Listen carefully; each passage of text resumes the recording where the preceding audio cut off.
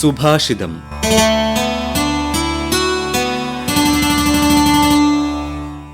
നമസ്കാരം.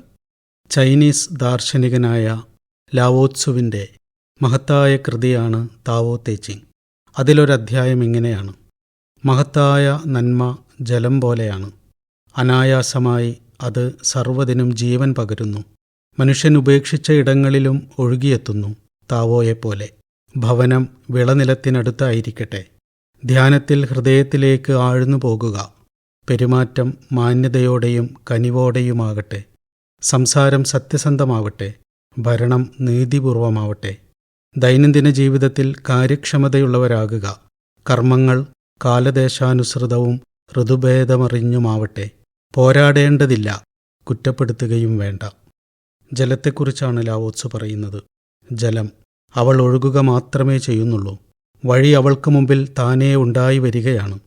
ഒഴുകുന്നതിലെ അവൾ ശ്രദ്ധാലുവായിരിക്കുന്നുള്ളൂ.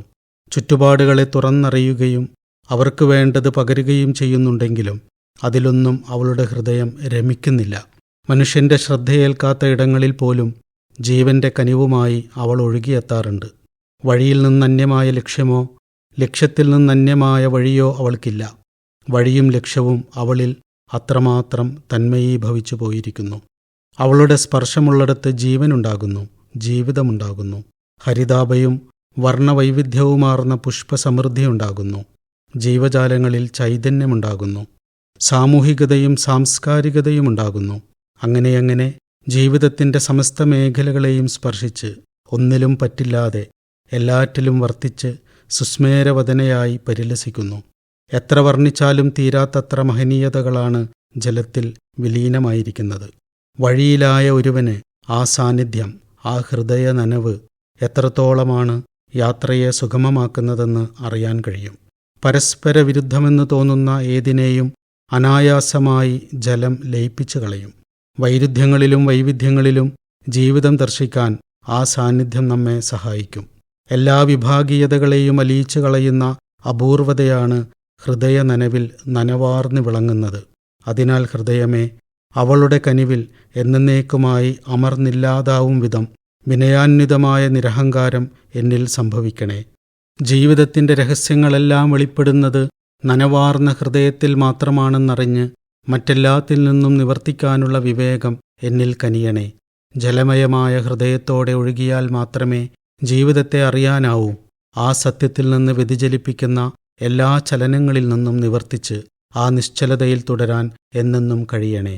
ലാവോത്സു തുടരുന്നു: ഭവനം വിളനിലത്തിനടുത്തായിരിക്കട്ടെ.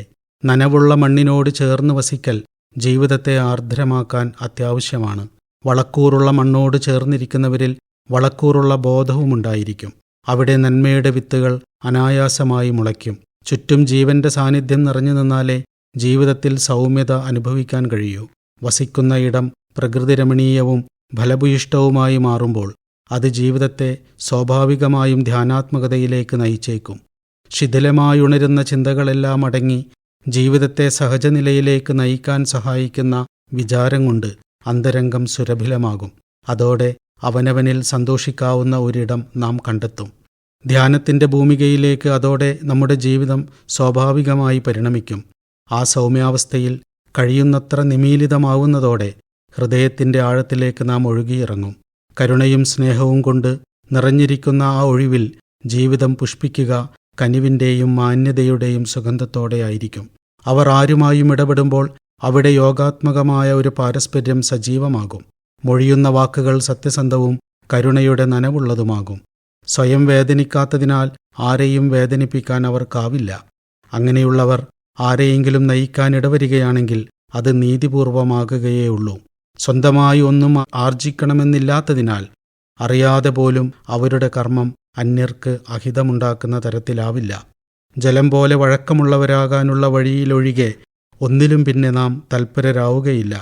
അലഞ്ഞുതിരിയലുകളെല്ലാം അടങ്ങി സ്വസ്ഥമായ ഒരൊഴുക്കിൽ നാം വഴുതി വീഴുന്നത് അനുഭവിക്കും.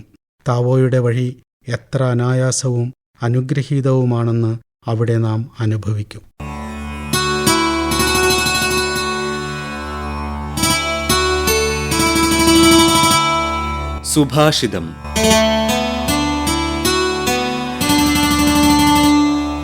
അവതരിപ്പിച്ചത് ഷൗക്കത്ത് എ വി.